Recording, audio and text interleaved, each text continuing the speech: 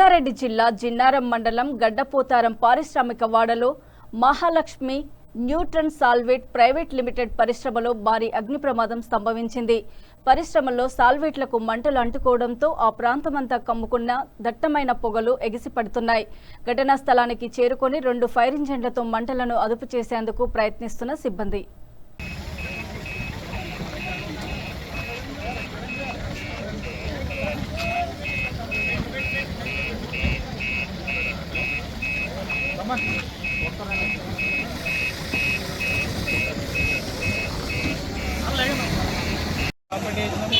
ఎన్నిసార్లు మొక్కుకున్నాం.